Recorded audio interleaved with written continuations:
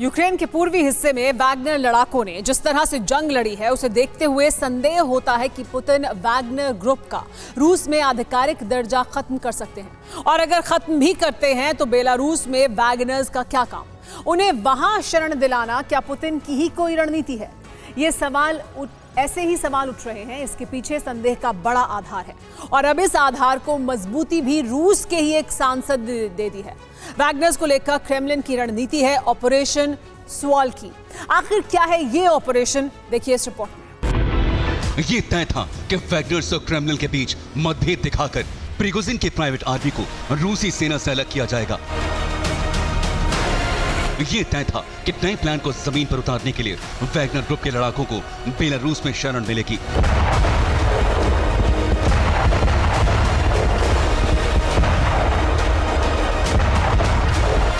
और यह भी तय था कि वैगनर ग्रुप का इस्तेमाल पुतिन अपनी रणनीति को गुप्त रूप से अंजाम तक पहुंचाने के लिए करेंगे।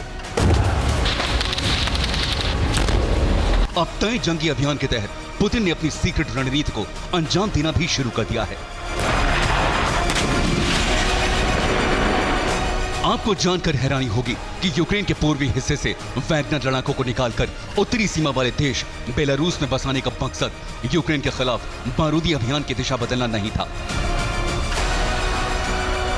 बल्कि मकसद था नेटो देशों के खिलाफ एक ऐसे ऑपरेशन को अंजाम देना जो एक साथ कई मोर्चों पर रूस के हित साधेगा।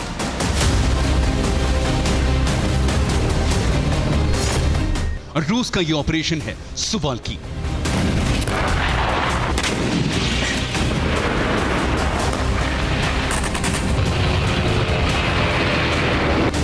पश्चिमी रणनीतिकारों की कल्पना से परे, लेकिन सच यही है।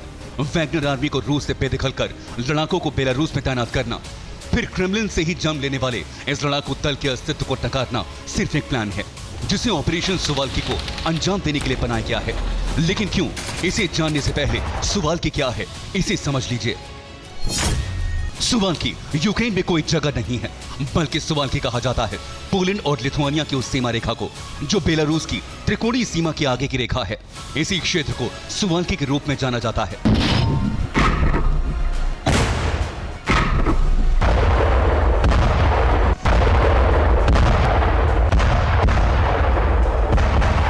और इसी क्षेत्र को पुतिन तोड़कर अपने कब्जे में लेना चाहते हैं।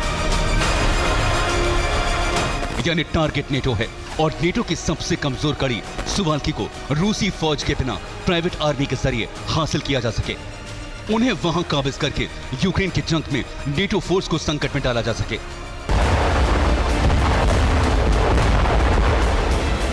आपने जो सुना वो हैरान करने वाला है, लेकिन सच यही है।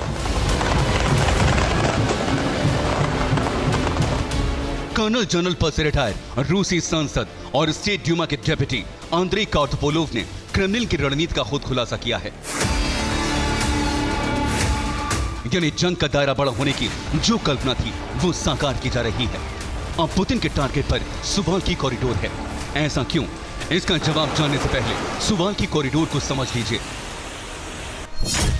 पोलैंड और लिथुआनिया के बीच फैली करीब 100 किलोमीटर की सीमा नेटो के लिए अहम है। यही वो सीमा है जो 3 पूर्व सोवियत बाल्टिक देश लिथुआनिया, लातविया और एस्टोनिया को जमीन से जोड़ती है। यानी वैगनर आर्मी के जरिए पुतिन एक ऐसे प्लान को अंजाम दे रहे हैं जिसके बारे में नेटो को अंदाजा भी नहीं था। और अब खुद रूस के सांसद ने इस प्लान का खुलासा कर दिया है। अगर पुतिन नेटो के क्षेत्र पर सीधे हमला करते हैं तो जंग का दायरा तुरंत इतना बड़ा हो जाएगा जिसे तीसरे विश्व युद्ध के रूप में स्वीकार कर लिया जाएगा। लेकिन अगर वैगनर आर्मी बेलारूसी आर्मी के साथ, बेलारूसी सेना के साथ मिलकर इस हिस्से को हासिल करने की कोशिश कर रही है तो इस सैन्य कार्रवाई को स्थानीय हित के रूप में देखा जाएगा।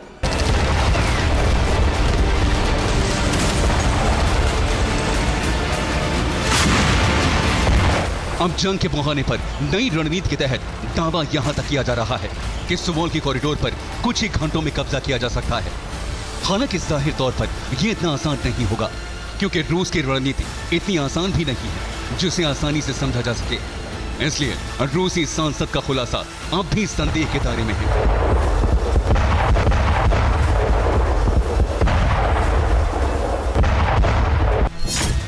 संदेह ये कि ऑपरेशन सुवाल्की का खुलासा क्यों हुआ, वैगनर के बेलारूस में होने का मकसद क्यों बताया गया, नेटो को 100 किलोमीटर की सीमा के लिए धमकी क्यों दी गई।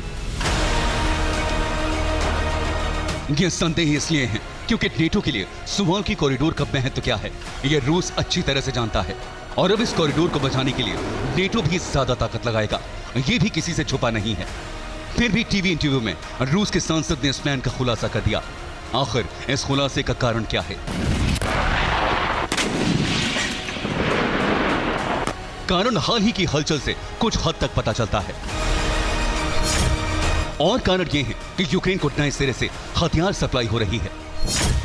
नेटो के हथियार सप्लाई का रूट सुवाल्की कॉरिडोर है, जहां से बारूद पोलैंड पहुंच रहा है। इसके अलावा पोलैंड में बेलारूस सीमा पर बढ़ी तैनाती भी एक बड़ा कारण हो सकता है।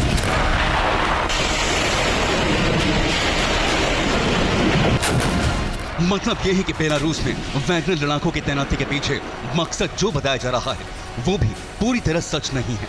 तो फिर पुतिन ने यूक्रेन के मददगार नेटो को आखिर संदेश क्या दिया है? क्या संदेश में कुछ ऐसा भी है जो रूस के किसी ऐसे हित को साध रहा हो जिस पर किसी की नजर नहीं पड़ी?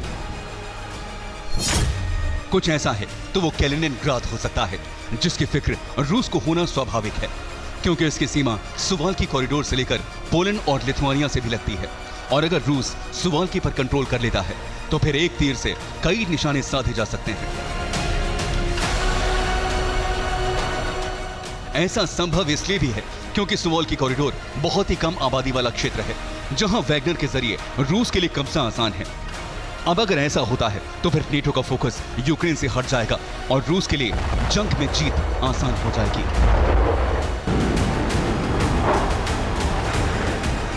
अभी हाल ही में पोलैंड ने बेलारूस की सीमा पर तैनाती बढ़ाई थी, लेकिन खबर है कि अब पोलैंड तेजी से पीछे भी हट रहा है। इससे अलग बाल्टिक देशों में तैनाती बढ़ रही है। रूस से जारी बयान पर अगर गौर करें तो इस वक्त पोलैंड एक बड़े टारगेट के रूप में दिख रहा है और बेलारूस के रास्ते पोलैंड पर अटैक किया जा सकता है। तो क्या ऑपरेशन सुवाल्की यही है?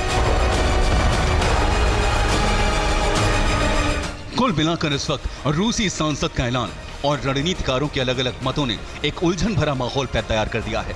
हालांकि रूस के ऐलान से कुछ जुड़े तथ्य ऐसे भी हैं जो पुष्टि करते हैं कि ऑपरेशन सुवाल्की एक सच है, जिसमें अहम भूमिका है वैगनर लड़ाकों के लिए बेलारूस में बनाए गए कैंप की हलचल, जिसे सैटेलाइट इमेज से कैप्चर किया गया है। तो वहीं दूसरी तरफ लिथुआनिया में 4000 सैनिकों की तैनाती बता रही है कि इस ऐलान को धमकी के रूप में देखा जा रहा है और वैगनर का बेलारूस में डिप्लॉयमेंट एक रणनीतिक कदम है। Bureau report, TV9 Bharatvarsh.